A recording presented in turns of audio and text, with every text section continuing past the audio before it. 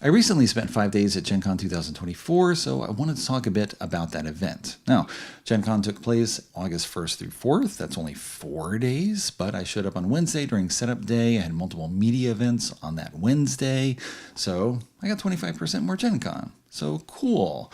I'm in the industry, going to shows, trying to talk about new games that are out, take photos of them, and see what's coming in the future so I can talk about that on BGG News and post pictures, new video reviews, and talk about trends and whatnot. So that's what I'm doing here.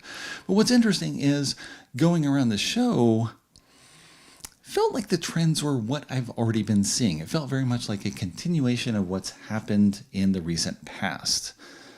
It's a return to normalcy. People talked about that because Gen Con 2024 was sold out, just as Gen Con 2019 was sold out. Now, of course, 2020 did not take place, and this is the first sellout year since 2019. And many people commented on that. The hall was extremely busy. It felt like a return to the way things used to be. Gen Con 2019 sold out with roughly 70,000 attendees. This year had 71,000 attendees. So we kind of maxed out the space in the Indiana Convention Center. Literally, no more tickets could be sold.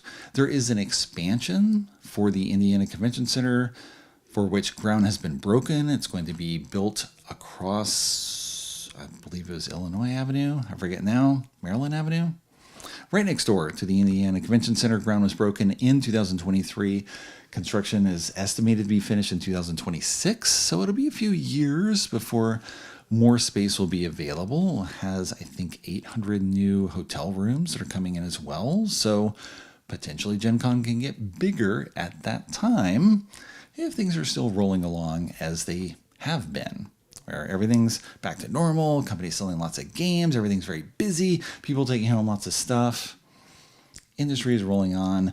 The same trends that have been familiar are rolling along. I mean, there's lots of different things. There's the take and make trend where there's tons of games where sort of this cozy, non-confrontational atmosphere is at play in them. Cascadia is probably the best known example, where we're drafting from a central pool and then we're each building our own environment. So there's light competition for things, but mostly I'm just building my own thing. And I saw lots of games along those lines, and we had Flower Fields and Babylon and Railroad Tiles and I think Intarsia. I borrowed this from the BGG library. It's a new Michael Kiesling game. I love Azul mostly because it does have a very important interaction among players when you're drafting tiles, where you're trying to look at what other people are taking, and you can affect them and you can hit them and you can steal what they want. You can force them to take things they don't want. It has real interaction there. And it's not clear whether Intarsia, from what I was watching of it, has the same thing. You're each building your own parquet floor, but how much are we affecting what each of us is doing? So the take and make feel was very present in a lot of games that I was seeing demoed or sold new or that are coming in the future. It's not something I'm really a fan of, and yet sometimes it works well. Sometimes it's really appealing. I mean, River Valley Glassworks, this is a review copy from All Play, was the #1 checked out game in the BGG Hot Games room. So, okay, it's a take and make game. Had a lot of people interested in it. I don't know whether they bought it afterward. I don't know if they will keep playing it, but a lot of people wanted to check it out. All Play gave me a review copy. I'll check it out. I'll see what I think about it, because sometimes it's great, as with Faraway, right? Talked about Faraway before. It has a very intriguing puzzle, and I find that more interesting in a lot of take and make games. So somehow that one works for me, but most of them don't. Catch-Up Games is the publisher of Faraway. They got a new one coming out in 2024 called Castle Combo, which again is take and make. You're drafting cards, you're building your own 3x3 array, and yet it has a very faraway feel in that you're trying to puzzle everything together. Every single card has a scoring condition on the bottom, and card's going to score based on the cards you have with certain banners, or what's in a column, what's in a row, or what's across your whole grid, or how many coins you put on it, and all these other things. So you're trying to draft all these cards to puzzle together here. And so this one works for me, unlike most of the take and make games. And I'm not sure if it's just the level of puzzle, the challenge of that, whereas other things don't seem to matter so much. They don't seem like they have, for me, the level where you can really fail, where you have to manage the randomness enough that you can do incredibly bad. Whereas Cascadia feels more like this slow escalation of points, and you're going to do a little better, a little worse, but there's no sort of failure mechanism where things just go terribly wrong. I kind of like that in games, where the odds can be stacked against you. So the take and make trend going strong. You got lots of nostalgia all over the place. Games coming back. There's all sorts of licensed games coming out. Super popular, a lot of them. It just, people like something, they want to play more of something, they see something in a movie, they read it in the book, they want to play it at home. There's lots of those games out there. There's more coming as well. If you like Lord of the Rings, you're going to see a lot of Lord of the Rings, for example. Lord of the Rings Duel for Middle-earth was being demoed at Gen Con 2024. This is a design by Antoine Bauza and Bruno Cathala that takes the gameplay elements from Seven Wonders Duel, mixes them up a bit, some different elements, but it's set in Middle-earth. So one player is trying to get hobbits to safety, the other player is trying to catch them, or you're trying to collect race tokens, or you're trying to have a presence in all 7 regions of Middle-earth. You hit one of those 3 conditions, you win. But the gameplay style is Seven Wonders Duel, where you're drafting cards over 3 rounds. So it's got the familiar, but then it's tied into something new. And if you like Seven Wonders Duel, you're probably going to like this gameplay. I don't know if it'll be different enough for you that you will want both of them together, but you will probably like the design because you like Seven Wonders Duel. And if you like Lord of the Rings, you're probably going to check it out anyway because now you get to play Lord of the Rings in a new way. So there's a lot of that familiar IP coming through in games. And I don't look at a lot of those because it's not usually what I'm a fan of. Again, we've got like what I write about and cover in terms of games and then what I personally am looking for. So there's other spin-off titles like King of Tokyo Duel. So this has been teased. I got to play at Gen Con 2024, and then Yellow gave me a review copy to take home before its release. I played 3 more times. It feels very familiar to King of Tokyo in you're rolling dice up to 3 times. You're trying to kill the other player. There's only you and one other person. But then it has new twist where you have 6 monsters, and each monster has a special power, and there's different ways to win, and there's different cards that have different effects that are specific to this version of the design. So it's familiar, and yet it's something new. And whether you need it, I can't say whether you need it or not. It just depends on whether you like something, you want more of that thing. Is it different enough for you? Everyone's going to have a different threshold for what works in terms of being different and new. Yeah, games coming back from the past, right? There's lots of that just because the market is growing. There's lots of new people who come in, and so older games are new to them. So companies will license those older games and bring them back to market. Matago was showing Bottle Imp. Right? This is a new version of a game that I think came out in 1993 from Gunter Kornett from his own Bamba Spielverlag. Well, now it's a new version, modified. It's got 2-player rules. It's got rules for 5 and 6 players with extra cards for when you're playing with that larger player group. So it's the same, but new. If you have it already, here's the new one. It's got more stuff in it. So this is a review copy from Matago. Check that out. Just like Patrician, I did a video on Patrician before. It's a 2007 game from Michael Schacht, but now it's got special 2-player rules, and it's got expansions inside the box that Schacht had released on his own previously. So it's the same, but it's new. So if you got it before, now you get to try something different. Or Take 5, new edition. So it's the same gameplay, 30-year anniversary of this Wolfgang Kramer design, but it's got extra stuff for people who already have it. So you're reselling things to people who are already familiar with it, who like it, who want to introduce it to someone else. Maybe you get it as a gift to someone because you like Take 5 and now you share it with someone else. And it's got extra stuff. All right, this is a copy from the BGG library that I borrowed so I can see what this new stuff is for myself. or just a reworking of something. It's a game from 2000 called Babel that Yellow's republished as Clash of Magic Schools, right? It's a very modern look. It's got this fantasy look. It's not history anymore. It's just these abstract Hogwarts-style schools that are battling against one another. It's got fun gameplay. Maybe we'll do a video on this in the future. I played 4 times, twice with the correct rules. So it'll be interesting to talk about in a future video, how that works. So there's familiar but new, right? Magic Maze Tower. It's going to be a new release from Sit Down, which has Magic Maze style play. You're cooperatively trying to get people out of a dungeon, but it's new. It works different. Different ways to move, different powers, different things going on. It's sort of like each level is a puzzle, and you could just solve it on your own, like a logic puzzle. Or you play timed Magic Maze style, where you can move things north and south, and I move east and west, and we got to work together, communicating just silently, hoping that each of us catches on to what we're doing, and we can solve the level. So it's a puzzle and a game together for people who like the one thing and want more of that thing. There was a lot of that. Yeah. There's some new stuff too that was not like that.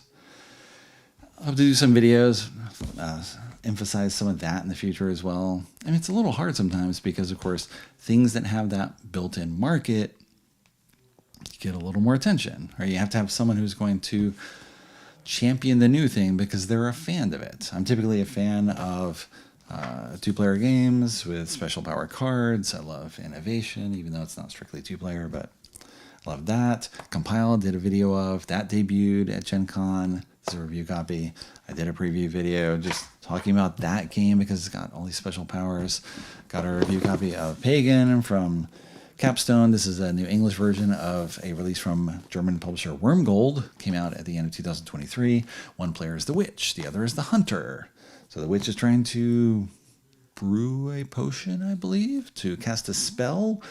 And the hunter has to find which of the 9 people in town is the witch. So it's got this asymmetric element here with all these special powered cards. And so I'm interested in trying it, but haven't done so yet.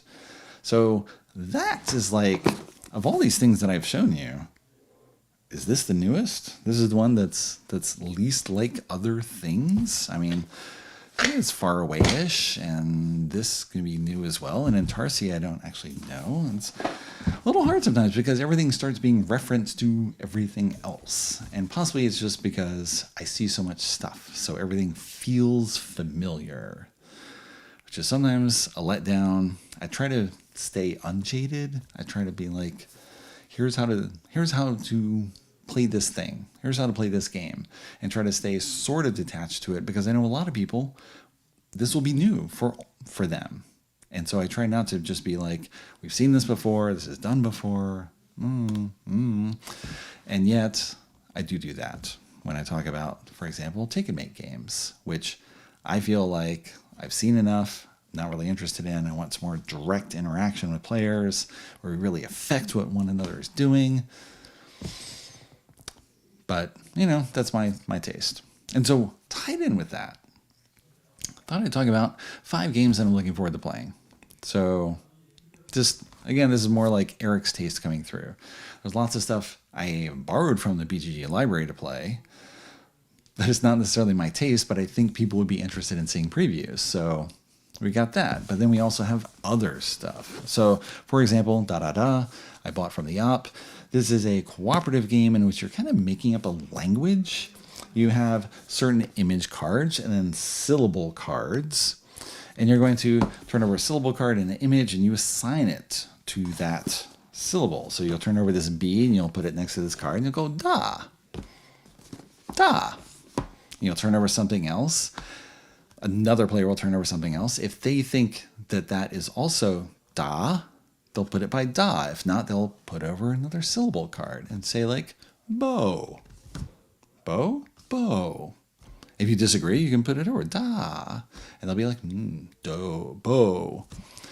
As you do this a number of times, you build up essentially a new language with these cards as references, and then you're trying to identify new things by putting the syllables. So you say bo, bo, da, and they have to figure out what you're talking about. So it sort of fits these other games I've been playing recently, like Link City. I was trying to think, there was another one recently where it's like cooperative and you're scoring for what you're doing, but you don't really care about the score. You're just excited to play with other people and you have this experience with them together. That's what this feels like. So that's my number 5. Number 4, Flowers. It's a 2 to 4 player game by Brett Gilbert and Trevor Benjamin. Sequels to Mandala and Patterns. Those are both 2-player games. I love them both. They're fantastic. They're very dynamic in that you are building up the value of things during play. And so what I'm scoring for a color is not the same as what you're scoring for a color, but we're both competing for that, and you're trying to shut me out if I do make something high value. So we're really affecting what each other is doing. And so this is similar, but different. The review copy from Lookout Games. This was not sold at Gen Con.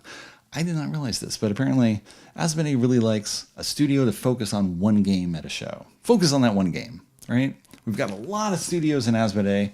Focus on one game so that we can ideally feature something from everyone and really give everyone part of the stage, and someone doesn't hog the stage by coming up with lots of things at once. So Flowers is hitting the US market pretty soon, but it was not at the show because they were showing Forest Shuffle Alpine expansion. So there you go. So that's number 4. Number 3, Fairy Ring.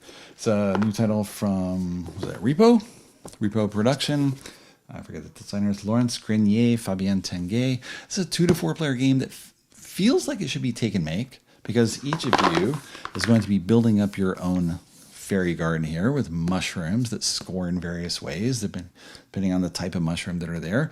But how it works is that each round, each player is going to play something from their hand face down, and then you resolve them in order.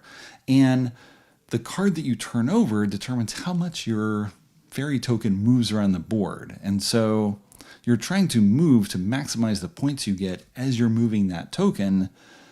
But of course, as other people are playing cards, they may affect how much you move. Because if I play something that I already have, that doesn't add another column. It doesn't add another space to where I'm moving things around. If it's a separate mushroom, I now have added something. And so you might not end up where you thought you were going to end up.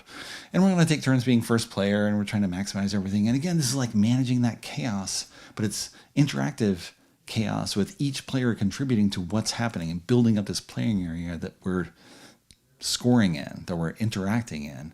So we affect what happens to everyone. This is what I really love with this and with Mandala and Patterns. It's more like you really have this effect on building the environment and what is possible for each person.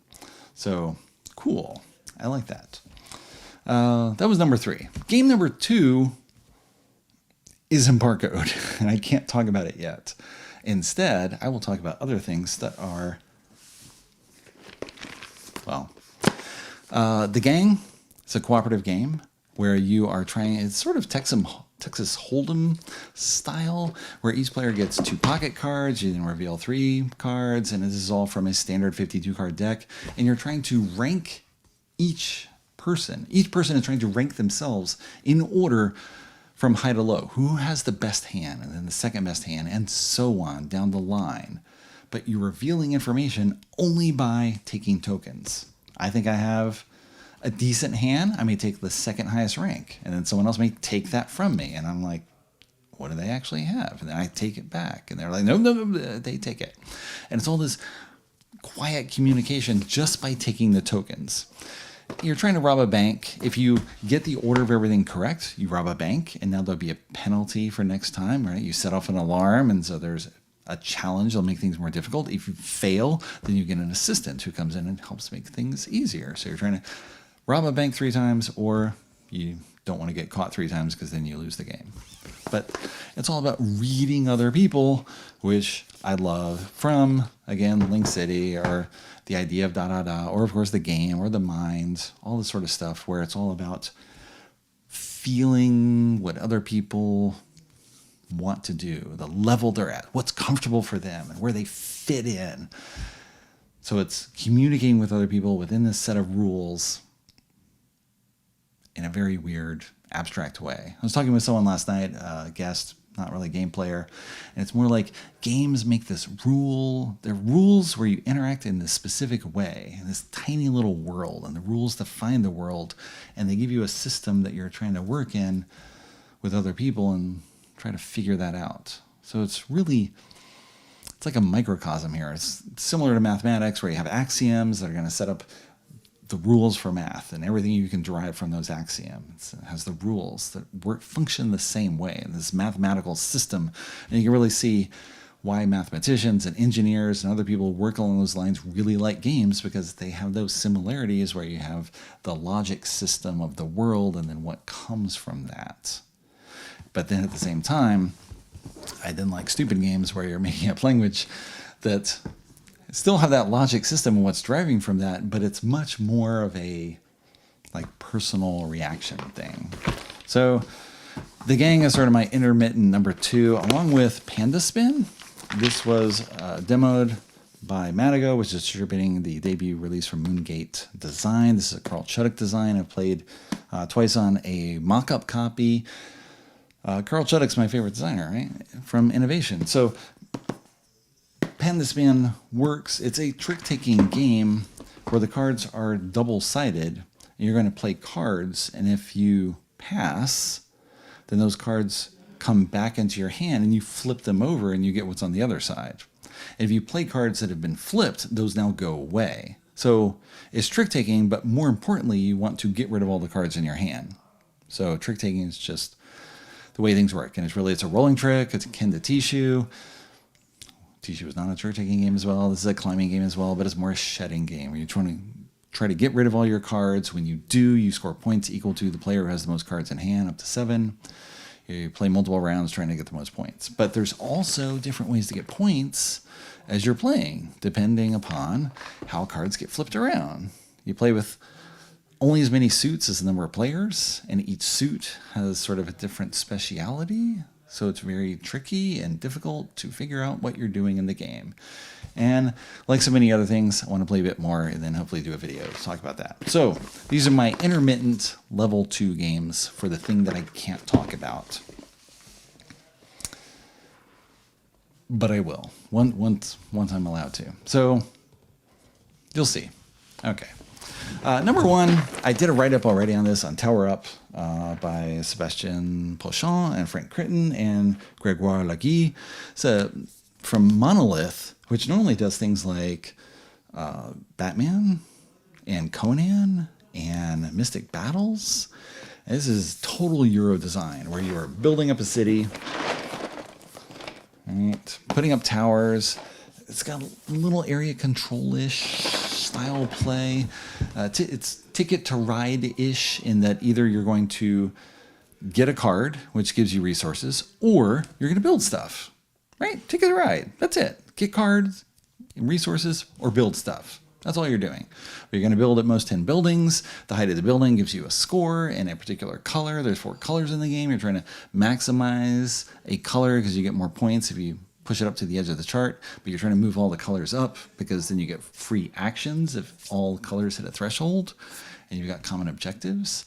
And it matters what everyone else is doing, because when I build on a building, then possibly you can build on it as well, and I scored this amount and you can score more because I just made the building more attractive to you. Or I set it up so that you can't play because you need different colored blocks as you're playing in different areas. And so it's super interactive. I played once at the show, bought it immediately, loved it. It was so good. Wrote it up. It's a 4-player game, and I now played twice more 2-player and really dig it. It works really well. It's got a separate 2-player board where you use only half the board. Right? It's a special board, so everything's a bit more constrained and tight, so you're affecting just you and the other player. It's not just spread out a bit more. Very cool. And again, want to do a video on this once I play more. And then once I do videos, then I never touch a game again. So I kind of want to do videos, and I kind of just want to keep playing and not do a video. So then I can play more with the excuse that I'm going to do a video at some point. I need more experience with this game. That's my number 1. This is the thing I want to play more, which I've already played, so it's a bit of a cheat. I know I really want that. Number 2, really good. Be announced in September. And then 3, 4, and 5, haven't played yet for these. But, you know, it'll come in time. So, I think I mentioned purchased, review copy, borrowed from the BGG library. Hit myself in the face. All right, there you go. Short overview of Gen Con. And what's funny is it's really interesting going to the show because, of course, it is a hobby show. The people who really go are the people who care about getting games quickly. They're researching games. They want to find out what's new. They care enough to go to that debut show where they're seeing all this new stuff. And that's not most people. Most people, of course, they just play games. They don't talk about it. They don't do anything. So a company like the Op Games, they sold more than 1,000 copies of Gnome Hollow. They only recently got into hobby games. They're trying to build up that hobby game market. So that was a huge success for them. They sold out within a few hours on Thursday, and they're like, we can probably sell more. And they went to their warehouse that was close by, got more copies, and ended up selling more than 1,000. It was a huge success for them in the hobby game market, where they were really trying to focus on that. But what's funny is that's a really tiny part of what the Op does, because they, of course, specialize in like licensed versions of Monopoly and Yahtzee and Risk and other games. They have a Taboo Horror that's coming out. They were showed boxes for like Guy Fieri Flavortown Monopoly and the Clue the Muppets, right? Risk Dune. So it's all this licensed stuff, and that's like the mainstream part of their business, and that part, I think, dwarfs anything they do in the hobby space. Tapple is one of huge sellers, and the sales of Tapple just dwarf Gnome Hollow. You wouldn't even talk about Gnome Hollow in the same sentence as Tapple. But Tapple's not a hobby game. It's a mainstream game. So people don't talk about it in the hobby space generally. It's a game that tons of people play. They sell a lot of copies, but all that's kind of invisible except for maybe TikTok videos where people are showing off how to use it. It's like the mainstream market is like the dark matter of the game industry universe, where it's there, it ties everything together, it keeps things going. It's massive, and yet it's mostly invisible, and people don't talk about it, and they don't do lots of reviews of it. So Hasbro, for example, does, the mainstream sales of Hasbro are huge, but then we go to Gen Con and we're just talking about the new Hero Quest expansion or something small that they're showing, relatively small in their sales world, but for gamers, for hobby gamers, it's a big deal.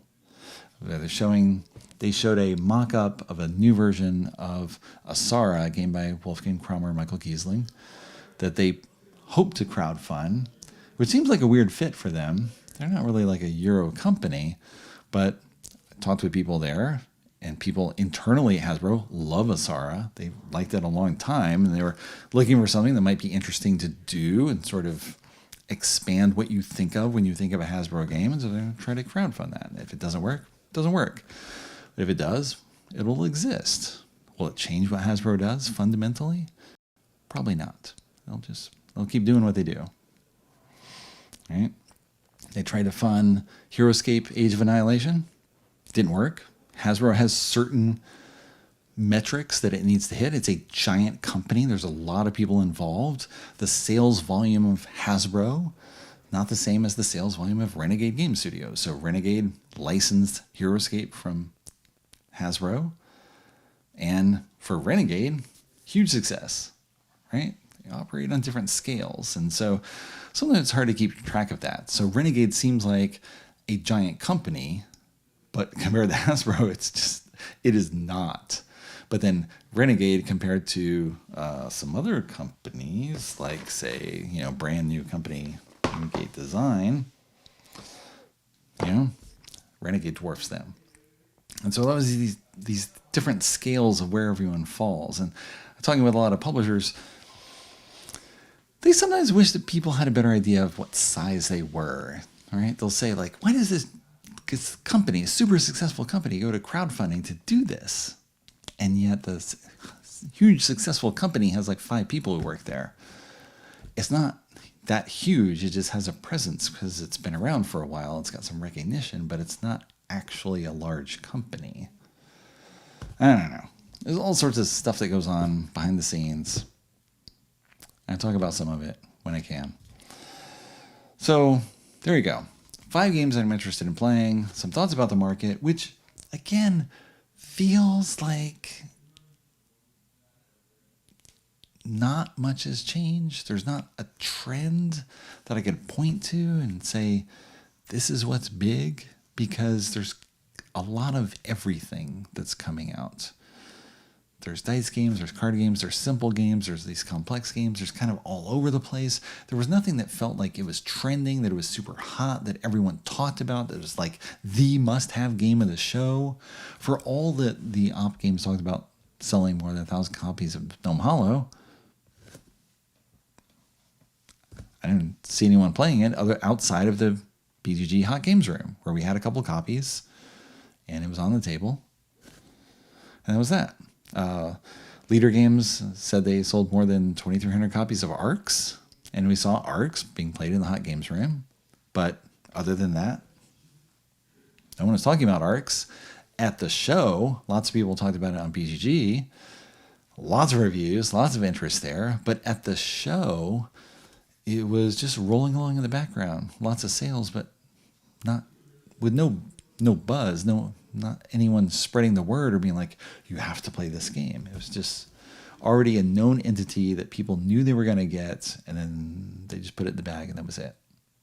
So it was this weird thing of so much stuff being there and nothing taking over the show or becoming the thing that everyone wanted. Instead, you only had these personal things, like me not knowing about Tower Up, because Monolith did not send me a survey that said they would be debuting the game at that show. So it was news to me. I talked with someone at Flat River Games, which is distributing the title, and they're like, that's my favorite game. That's all I've been playing recently. It's fantastic. And then I played it, and I bought it immediately because I felt the same. For me, this is wonderful. This is such an ideal game. And for a lot of other people, it'll just be like, this looks boring because it's a building game. There's so many city building games. And what's funny is Tower Up doesn't really do anything new. There's no hook. There's no mechanism that's going to grab people where you say, like, it's this innovative game. It's something that you've never seen before. That is not the case. It's just what it does really well. Driving player interaction and making me care about what other people are doing, really pay attention to them as I try to outplay them, get ahead of them, score objectives first, do all this, that, and the other. So it does it really well, but it's not anything special in the sense that it's unique. I don't know. Sometimes uniqueness is overrated because you just want something that you're going to enjoy playing. It doesn't necessarily have to be something that you've never seen before. It can just be something that hits you just right. Ideally, we all find the things we want there, but it's easy to miss that in this sea of hundreds of new games, and you can't sample everything. And you talk with other people, and they tell you, oh, I loved this.